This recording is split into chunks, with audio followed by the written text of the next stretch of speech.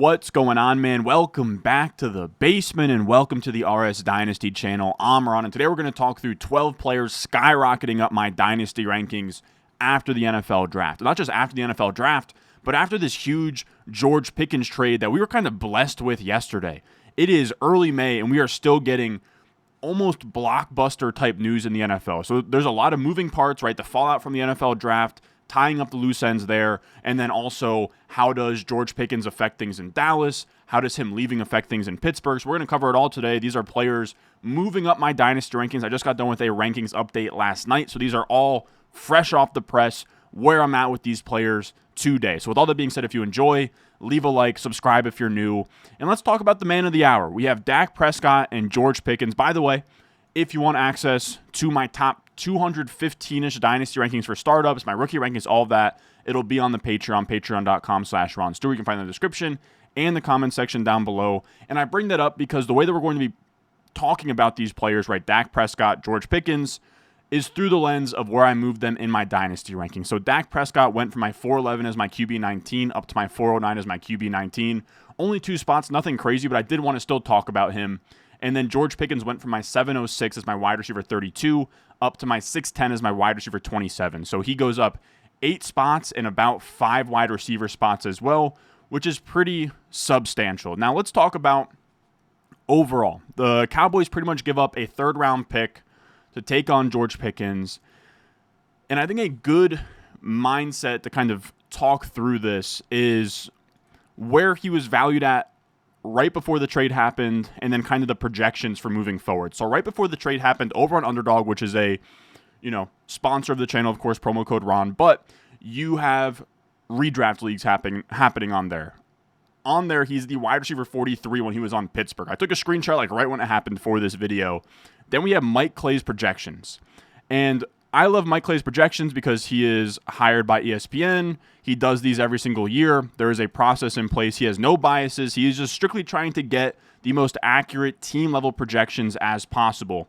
And for a guy in George Pickens, who was the wide receiver 43 on Underdog, after moving to Dallas, Mike Clay has him as the wide receiver 23 here. Now, this is a 15-game pace, so you can, extrapolate it out to 17 games, but 69 catches, 982 yards, and 7 touchdowns. So what, in 17 games, that'll be like 75 for 1,108, which is a really solid season with Dak Prescott. And the biggest thing here is the environment. I know that he's no longer the wide receiver 1, but I would rather the wide receiver 2 on a good, high-volume offense than the wide receiver 1 on a bad low-volume offense. You can see here in terms of how Mike Clay has this offense projected: 10th in dropbacks, 6th in attempts, 7th in yards, 8th in passing touchdowns, and their defense is bad too. So this is going to be a team that has shootouts, passes the ball a bunch. I know that they're bringing in Brian Schottenheimer, but he is somebody that, although he's been known in the past for his run game, he actually does pass the ball quite a bit, and that's huge because last year George Pickens was on a Steelers team with Russell Wilson, with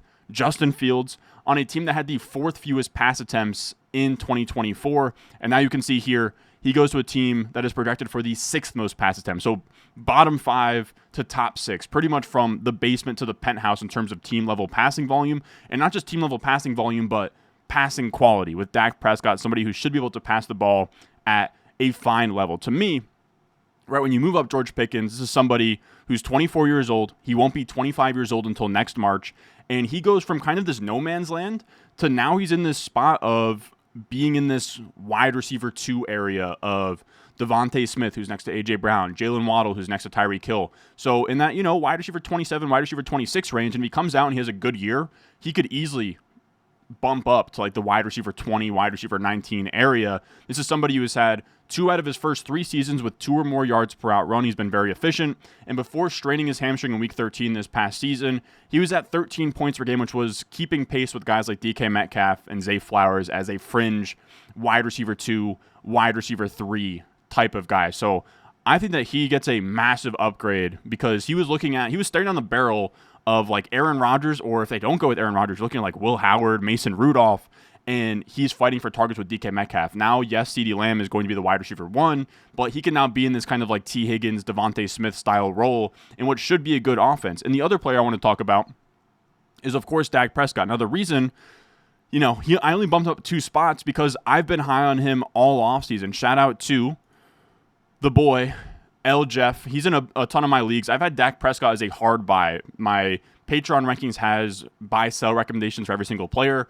Dak Prescott has been a hard buy all offseason. He always gets – there's like these ebbs and flows with Dak Prescott where everyone is kind of sick of him. Then he plays really well, and then he like competes for MVPs. He's been outside of last year, like outside of the year where he I think he like dislocated his ankle or whatever in this past year with the injury. Like outside of that, he is somebody that's been a like top 15 quarterback in points per game all the way up to like the QB2, QB3, QB4. And I think he has that upside this year, especially when you add in a guy like George Pickens. And when we look at his projections as well, he went from the QB19 on Underdog, and now we can see where Mike Clay has him projected for QB11, right? With 17-game pace of probably like 4,000 passing yards, 26-ish touchdowns, and some rushing yards to go on top of that in a good environment that should be set up for a lot of dome games and a lot of shootouts with a bad defense. So I think Dak gets a boost. I think George Pickens gets a boost. And then we'll talk about the other side. And this is one of the rare situations where I think it's kind of a win-win for everybody. I don't know that anybody really lost. If you want to say Jake Ferguson lost, sure, but he was never somebody that was a coveted asset in Dynasty or really coveted anywhere. It's Jake Ferguson at the end of the day. But let's talk about DK Metcalf and Pat Freiermuth. Now, Metcalf gets a very small bump, but I did just want to cover him because he was part of this deal. He goes from my 701 as my wide receiver 29 up to my 703 as my wide receiver 28. So I actually moved him back 2 spots, but I moved him up 1 wide receiver spot, or I might have had that flipped on accident. But let's just say 701, 703, moved up 2 spots in rankings, 1 spot in wide receiver rankings. Really, the man of the hour here is Pat Freiermuth. He goes from my 1405 to my 1307. He goes up 10 spots and 3 tight end spots. And this is why. One of the biggest tenets, I guess, of fantasy football tight ends is by a guy named Andrew Cooper. He's great. You can find him on Twitter at Coupe Fiasco. And we've been kind of following his, I don't know if you want to call it methodology, for a while, of every top 5 tight end season. Most of the time, they have at least 90 targets, or they have 10 plus touchdowns, or they have had those 2 things since 2003. And the way you get one of those 2 things is by being a top 2 target on your team. Last year, the top 5 tight ends in PPR were all top 2 targets on their team, which just means, you can have a wide receiver 1 there. You just have to be second in line in terms of targets. And now Pat Freiermuth has that in his hands with George Pickens gone. You can see with the Mike Clay projections here that Pat Freiermuth is at 89 targets, which isn't a ton, but it's a 15-game pace, right? So 17-game pace, probably more like 90, to 100, which is that number again, which is what we're looking for, right? Where Andrew Cooper has, you're looking for 90-plus targets. That is about what Freiermuth is on pace for in these projections. And Clay has him, despite this is a guy who is going at tight end 23 on Underdog before this trade happens. He has him projected as the tight end 11. Now, I think tight end 11 is pretty aggressive, but I think it just goes to show that he needs to be moved up, that he's now in a really good spot as the second best target on this team. We could potentially have Aaron Rodgers in here, who knows, but year 2 in this Arthur Smith offense, Pat Freiermuth is somebody where he's been decent in the past, and he actually had one of his better years efficiency-wise last year in terms of yards per out run. It was the best since his second year in the NFL, where he had a really good season that year as well. So I think Pat Freiermuth is someone that has to get moved up. And then DK Metcalf, he gets a bump because instead of having to fight for targets with George Pickens in a bad offense, he's now the clear number 1 in a bad offense, which again, I'm not crazy about, but that is fine and gives him a slight boost. Now, moving on from that, let's talk about Trevor Lawrence. And this one's not going to be too long because we did have him as a buy candidate before the draft. So we already talked extensively about why I love him so much, but before the draft, he was my 408 as my QB17. He's now my 401 as my QB14. So 7 spots, moving him up since last update. And the reason why is he gets Travis Hunter, right? It's the same deal as Dak Prescott. He goes from having Brian Thomas Jr., and then the next best options right after cutting Gabe Davis this past week were Diami Brown, Parker Washington, and Brenton Strange, which is brutal. But now we get Travis Hunter, which means that is maybe one of the best, right? I would put it in the top 5 best wide receiver duos, right? Travis Hunter, Brian Thomas Jr. And I think a big thing to sort of understand about why you upgrade Trevor Lawrence, why you upgrade Dak Prescott, is especially a lot of these pocket passing type quarterbacks, or, if you're not Lamar Jackson, if you're not Josh Allen, guys who are just scramblers. Burrow had T. Higgins. He had Jamar Chase. Then you can look at Baker Mayfield, who did well last year. He had Chris Godwin, Mike Evans. Most of these guys that pop off at quarterback without doing it in terms of scrambling, they have really good weapons around them. And now Trevor Lawrence has that, and Dak Prescott has that. And if you're curious why I'm betting on Trevor Lawrence, why I'm high on Trevor Lawrence, first of all, he's one of the best prospects of this generation. I know that it's rich to say that heading into his fourth or fifth year at this point, but it's still worth noting the kind of pedigree he had coming out. This is now his third coach since he's entered the NFL, right? He had Urban Meyer, then Doug Peterson, and now Liam Cohen. But Liam Cohen, we saw him operate an offense with Baker Mayfield, Godwin, Mike Evans. It should be a similar deal here with Travis Hunter, Brian Thomas Jr., and Trevor Lawrence. This is a great tweet from Fantasy Kosh. Excluding his Urban Meyer rookie season, Trevor Lawrence ranks 13th of 28 quarterbacks in EPA per play since 2022, ahead of Kyler, Geno, Kirk, Stafford, right below Justin Herbert. And he is a good quarterback who now goes from Kirk Ingram to Brian Thomas Jr. and Travis Hunter. So he gets, to me, a massive upgrade, and I would take him over Cam Ward in this draft. If I could trade off a rookie pick to get into Trevor Lawrence, I would. After that, I think this is our sixth player skyrocketing up my rankings, is Jerry Jeudy. He's one of these guys where I think we disrespect him. He goes from my 8'11 as my wide receiver 41 up to my 802 as my wide receiver 35. So what's that? 9 spots of rankings differential, about 6 wide receiver spots up. And I think we kind of sleep on Jerry. I don't know if I want to say Jerry Jeudy's greatness, but what Jerry Jeudy is as a player. Last year, he was 6th in receiving yards behind Jamar Chase, Justin Jefferson, Brian Thomas, Drake London, Amon-Ra St. Brown. I mean, the list that he's sandwiched between are all really good players, right? Then Malik Neighbors, then CeeDee Lamb, then Ladd McConkey, then JSN, Garrett Wilson, Terry McLaurin. It's not a shock to sort by receiving yards and find a bunch of good wide receivers. I'm just saying, you would have never guessed that Jerry Jeudy was 6th last year.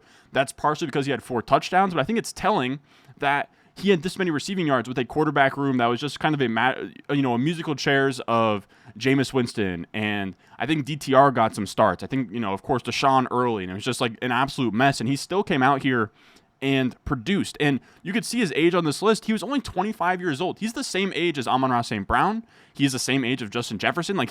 CeeDee Lamb, I think we sometimes forget that Jerry Jeudy is pretty young. He's only 20. He just turned 26 in April. He's in the prime of his career. He's coming off, the 6th most passing yards. And the reason I moved him up is because, one, it just kind of hit me that Jerry Jeudy had a really good season last year. He's done well in his career. And you look at what the Browns did. I was expecting Travis Hunter at the second pick for them. They didn't take Travis Hunter. Then they had the first pick of the second round and the 4th pick of the second round. If it wasn't Hunter there, I was expecting a wide receiver at one of those 2 picks. Instead, it's a linebacker and running back. And the only receiving weapon that they add is Harold Fannin, who's some, slot/tight end kind of guy, not really interfering with what Jerry Jeudy does. So now Jerry Jeudy, I know we just said that I'm not the biggest fan of the DK Metcalfs where they're the wide receiver 1 on a bad offense, but I think Jerry Jeudy is one of these guys who's probably being undervalued in that role, where no one really cares that he's, coming off a 1,200-plus receiving yard season, that he is the number 1 option on his passing offense, that the Browns, the last 2 seasons, have been top 5 in pass attempts in each of those 2 years. So I know it's not the prettiest, it's the Browns, it's Jerry Jeudy, but he was the wide receiver 21 in points per game last year. He's had a top 24 point per game finish in 2 of his last 3 seasons. He's only 26 years old. I don't know. I think he just has this stench on him, Jerry Jeudy, but he's you could convince me that he deserves to be in that range of Jalen Waddle, Devontae Smith, George Pickens, and even still, I can't bring myself to move him up into the wide receiver 20s, but I think wide receiver 35 is fair. Now, our next player here skyrocketing up my rankings is Justin Fields. And I'd be lying if I said this isn't, kind of a excuse to pump up the Jets offensive line here, but it kind of is. We talk about Justin Fields. He goes from my 902 pre-draft as my QB 28 up to my 805 as my QB 25. So 9 spots, 3 quarterback spots. And that's mainly due to the fact that the Jets draft, they don't take a quarterback, right? I fully expected, they passed on Shedeur Sanders 4 different times, 5 different times. They passed on Jalen Milroe a bunch. They didn't want a single quarterback, not even a Quinn Ewers late or one of those guys down the stretch that you could kind of sell yourself on. They were all good. And not only that, but Jordan Travis medically retired. So this is now the quarterback room you're looking at. It is, Aaron Rodgers, who's obviously gone. Then it's Justin Fields. Then it's Tyrod Taylor. And then it's Adrian Martinez. This is Justin Fields' team. He is getting paid $40 million over the next 2 years. And I think that they're genuinely going to give him a long leash and say, hey, this is your season. We're either going to have you play and you suck and we get a good draft pick, or we find something here and Justin Fields is the quarterback of the future. As crazy that is to say, I think that is how this coaching staff views him, just based on the actions here, right? Where they don't draft a quarterback, they don't address QB3 at all. It is just, we're going to ride Justin Fields this year and see what happens. And you see what they did in the draft. They take Armin Membu in the first round, potentially the best right tackle on the board. Then they take Mason Taylor in the second round. They give him a tight end. I'm not crazy about Arian. I'm not even going to say Arian Smith. That pick still annoys me. But this is now a team that they get Mason Taylor, so that's another pass-catching option for him. Then you get Membu, which now gives the Jets their best offensive line since Nick Mangold and the Brickashaw Ferguson, which is really good for Justin Fields. To be able to scramble behind this line, he'll have time behind this line. I actually think that this is going to be like a run-heavy team that can actually run the ball well, where when you look at the offensive line, it is top 10 pick Olu Fashanu. That it's Simpson they got from the Ravens, who is a really good free agent pickup. Then Joe Tippmann, who was a second-round 6'6" center out of Wisconsin. Then Elijah Vera Tucker, another first-round pick at guard. And now Membu. So you have 3 first-round picks, 1 second-round pick, and 1 free agent pickup. And they're just really solid across the board now. And that's going to give Justin Fields a lot of running lanes. It's going to give, I think there's going to be a decent rushing offense as well, where it's going to be a lot of Breece Hall and wide zone. You're going to see some zone read as well. And when you look at what Justin Fields does when he's on the field, right? So now we give him Garrett Wilson. You give him a new tight end. You give him a really good offensive line, and you give him a long leash without any quarterbacks kind of like, nipping at his heels like a Jalen Milroe might have done. And we get a runway of probably 15-ish games of Justin Fields this year. And when he's on the field, he scores points. Last year, before he was benched for Russell Wilson, he was the QB6 in points per game. So he's this guy where you don't have to pay, like, he's projected to score, right, 19 points per game there. Even if you project him at like 18 plus points per game, he's projected to score in that range of Kyler Murray, Baker Mayfield, Brock Purdy, who are guys that you're taking in like the 3rd and 4th round of startups, and you can instead get Justin Fields in like the 8th or 9th. Now, of course, he doesn't have the same long-term stability as those guys, but you're getting the same production. And he's also young with some upside. So I'm not calling him a buy per se, but he's someone that I am moving up in Dynasty. Now, after that, let's talk through another quarterback. And that's a lot of these guys who are moving up. Is just like, did I like the draft that these teams did? And Geno Smith, to me, I moved him from 910 to 904. So just 6 spots, 3 quarterback spots. But I did want to kind of gush about this Raiders offense. I like what they did in the draft. They took Ashton Genty, Jack Besh, then they took 2 offensive tackles, then Dante Thornton. So of their, first 6 picks, 4 of them are on offense, to give them a better run game, give them some more receivers, give them a better offensive line, all just kind of building around Geno Smith. They didn't take a single quarterback. They are set, or I guess they took Cam Miller out of North Dakota State, whatever, in the 6th round, but they are all bought in to Geno Smith. Now, Geno Smith has like a pretty good, I know it's the Raiders and they're another team that has like a stench on them, but you have Genty, you have Jacoby Myers, you have Jack Besh, you have Brock Bowers, you have Michael Mayer. Even like Trey Tucker's a good role player. And now so like Dante Thornton, I think, can be the same thing. So it's a really good supporting cast. It's a fun supporting cast where like Bowers and Besh, you can get very creative with their alignments and in the slot, out of the slot, off the line of scrimmage, in bunch formations. If you want to put Jack Besh in line, you can. If you want to split Brock Bowers out, you can.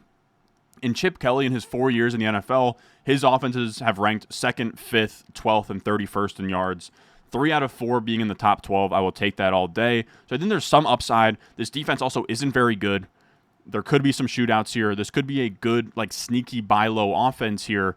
And then also Geno Smith has just been the same guy the last 3 years. You can see he did have 32 touchdowns in 2022, and the touchdown total hasn't been there since. But in terms of completion percentage, in terms of yards per attempt, it's all been the same. In terms of PFF passer rating, it's all been in that 75 to 80-ish range. In terms of big-time throws, it's, about the same as usual. He actually had his lowest turnover-worthy play percentage last year across all 3 years. Adjusted completion percentage at the end is all the same. So he's really been the same guy since he had that 32 touchdown spike season. It just hasn't shown up in terms of the touchdowns. But I think this could be the year where things regress to the mean. Now, the next player we'll talk about Brian Robinson. We took the W on Trevor Lawrence earlier. I'll take my L on B-Rob. I had him as a sell pre-draft. I really thought that they would take a running back in round 1, and if not that, then day 2 or even like a 2 in round 4.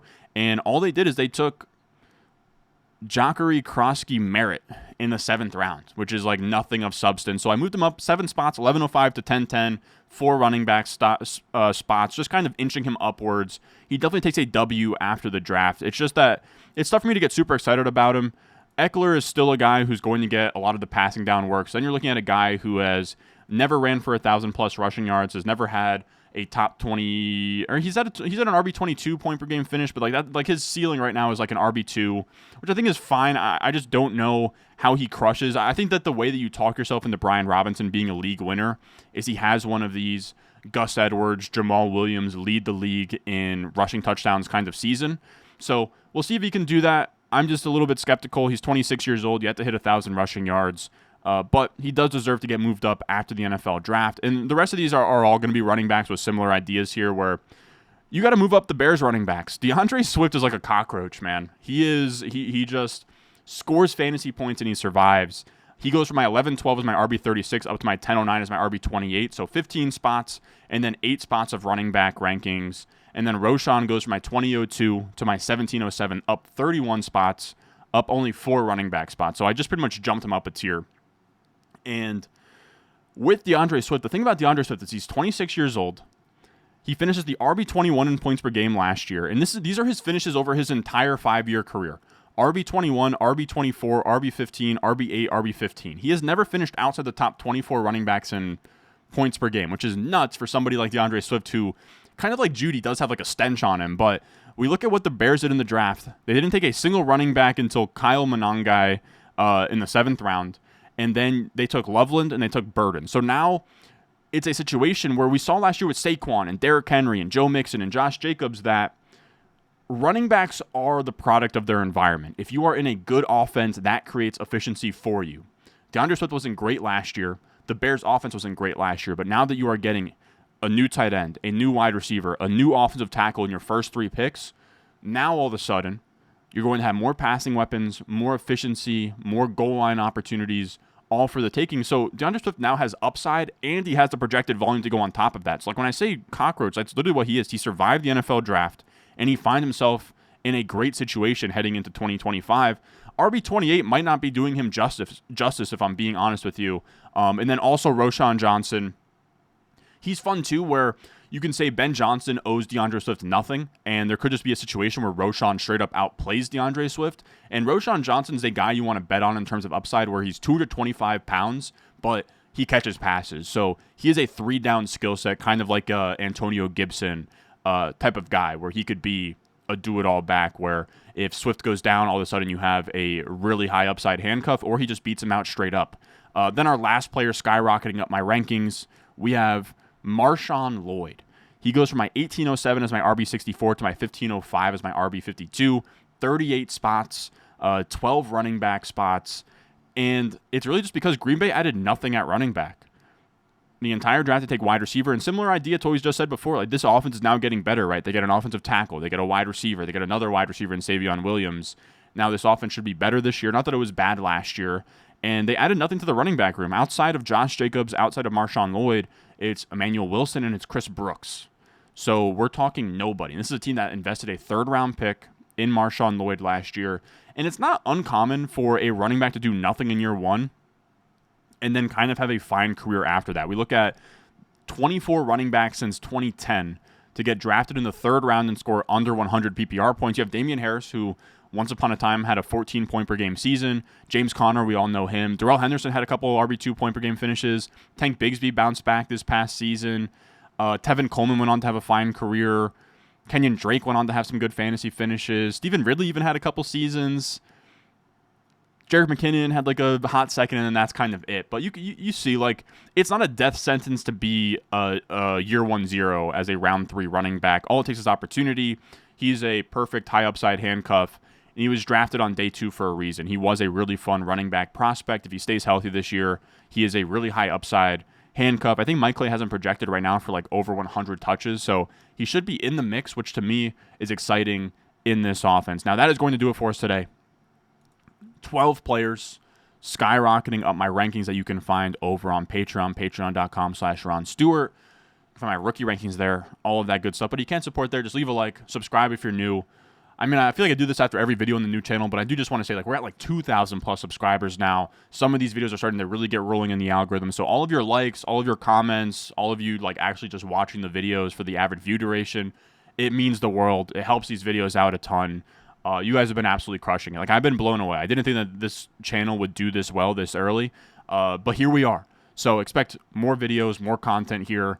I'm trying to really ramp things up. This is our third video on the new channel. I'm trying to, let's get a little catalog going before it's redraft season. But as always, subscribe, leave a like, and I will see y'all in the next one.